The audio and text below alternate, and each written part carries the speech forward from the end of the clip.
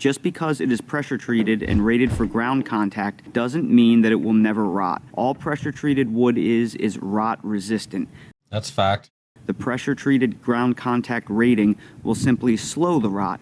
Now, when most people install wood posts in the ground, they embed them in concrete. And the main point of embedding them in concrete is to add additional strength. But the inherent problem with concrete... I would say that's not what the main goal is. The main goal is to provide a fill that's going to be as hard or harder than the surrounding soil around it.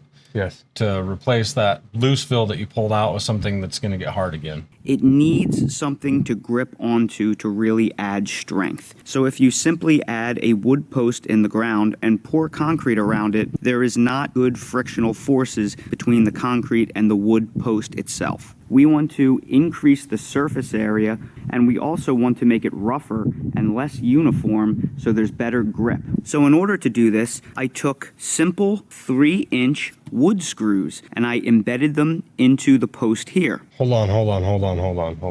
We pull a lot of posts out of the ground.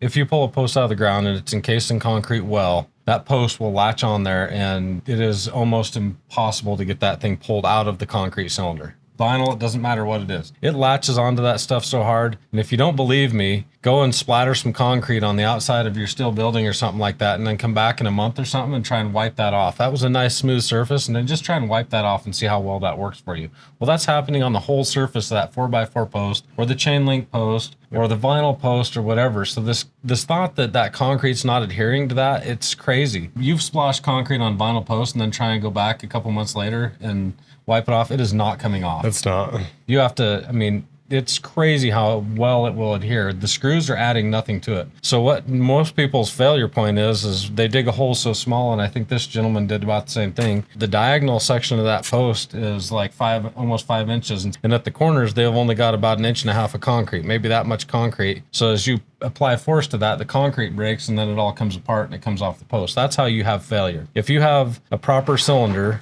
of concrete and you have enough concrete all the way around each edge of, and especially on the diagonals of that post is never coming out there. You don't need those screws. Never coming out of there. We see that more with Satcrete than we do truck poured concrete, which is what our company uses more than anything. Satcrete just doesn't seem to bond quite as well, but the point is there's no force pulling up. So why are we worried about that? Why are we adding this additional step for a force that isn't on the fence? Maybe it's a misconception. Maybe people are concerned about the whole frost heave thing. If they put It's additional... not helping with the frost heave. It's not helping absolutely anything. not at all. But maybe the people are actually seeing these posts coming out of the ground because they're not set deep enough to combat that could the be frost. it. That's it's taking the whole concrete and everything with it. But we've hung skid steers off of the end of chain link posts trying to pull them out of the ground, and the concrete isn't coming, and neither is the chain link post.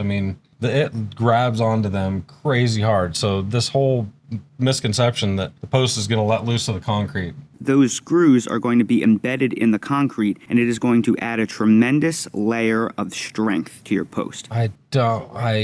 So all I did was take 4 3-inch long, coated, 10-year warranted wood screws, and I drilled them into the side of the post at roughly... 10 year? 10 year? No, wait. You're telling me when my fence fails at year 8, I can go back and pin it on the screws and be like, those screws let loose, and that's the whole reason my fence fell over. Those are 10-year warranty. Yep. Some of you guys might wonder why we do these React videos. And the reason we do these React videos is because there is so much terrible information out there. Now, this guy doesn't know better, but he doesn't need to be espousing this stuff and teaching other people to take these extra steps that are just wasting time and money that don't need to be there. This is not starting off well at all. No. We're going to have it again. We're going to have the gravel. I can see it. The number one mistake most people make when they install a wood post in the ground is they install concrete around the post. I had to say it before he could.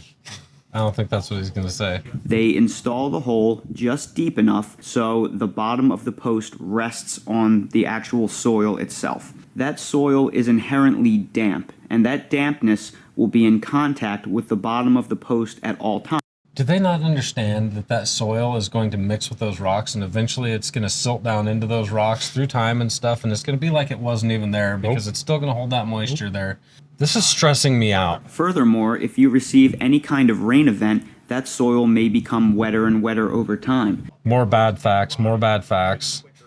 So one way you can prevent that is by putting a 3 to 6 inch layer of gravel down underneath each post. The soil is going to drain all around the wood post, and it's going to drain through the gravel. And when the water goes through and it drains through the gravel, it also brings silt and sediment with it, and then pretty soon it's like it's not even No, there. it doesn't. It does not. The third and final tip that I want to give you is to install the wood post with a foundation reveal. And this is probably the best bit of advice that I'm giving you in this video. That concrete will over time sink into the ground. Where the concrete meets the post will be the low spot at the soil line. And every single time it rains, water is going to pool around where the concrete meets the post. So, okay, I see what he's saying. He's saying if you leave the concrete up above the surface, then that helps. But if you leave the concrete up above the surface, guess what? That also means that that is the minimum amount of gap that you can have underneath your fence. But most people want a gap that's about like that, and he's got his concrete up maybe 3-4 inches. That means you're going to have a 3 or 4 inch gap underneath your fence because that's the lowest it can go.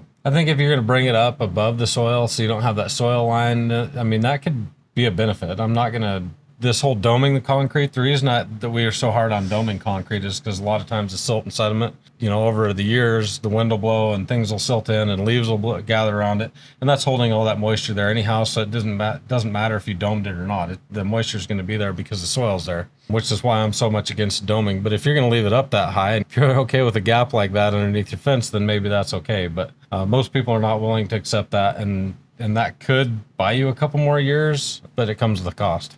So here we have a simple 8-inch Quikrete concrete tube that you install above the soil line that you press into the top of your concrete, and it allows you to overfill the concrete so the top of the concrete foundation is several inches above grade line. If you want really super strong concrete, use less water too. Using these 3 simple tips and tricks, you can set a wood post that is stronger and lasts longer.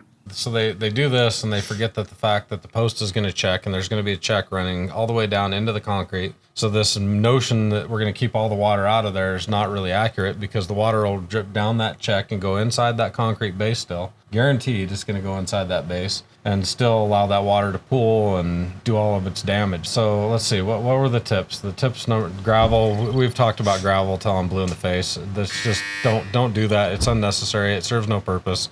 Dirt around the gravel, above the gravel, on the sides of the gravel, below the gravel is going to silt in and fill that gravel in, so that does no good. And even if you do get the water to drain through the gravel, somehow it goes all the way down 3 feet into the ground, runs down, and then it sits in the gravel and it drains and it helps it keep... I don't understand the logic of this. My brain is far too It looks small. good on paper. Yeah, I'm like Cro-Magnon, man. I can't compute. So don't do the gravel. Concrete's a bad idea with a post. You'd be better off just tamping these posts. So I would recommend, if you're going to do it like this, there's a better way to do this. So looks like maybe he's building some sort of a netting, but if you can mount to the top of that concrete, that would be a good solution. And they make standoffs so that it'll keep that post so that it's not even sitting against the concrete. It actually has steel, and then there's a void between the concrete and the post, just so that it helps make that post last longer. No water can sit there, and there's air circulation around it. That would be a better way to do that. Oh, the screws. I can't even... 10 year We talked about the screws. The screws, no. There's no purpose to have screws on your post. This is completely needless time and expense. Leaving the concrete up above could, I'm going to say that's plausible. It could extend the life of your post a little bit. If you're going to build a fence with it, just keep that in mind, that every time you try and build a fence, you're going to have interference issues with the fence running into your concrete foundation.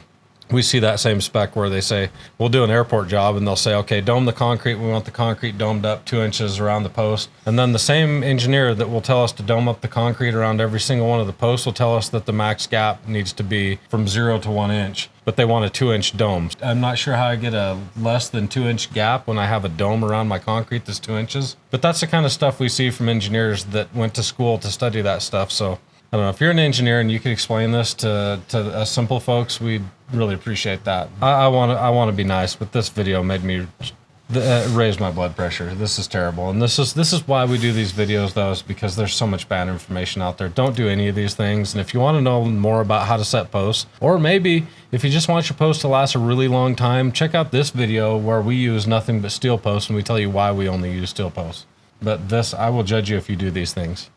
know that you're being judged. We will find you. I'm Mark with SWI. I'm Dan with SWI Wyoming in Wyoming. I'm going to go take a nap because that stressed me out, but I hope you have a good dang day.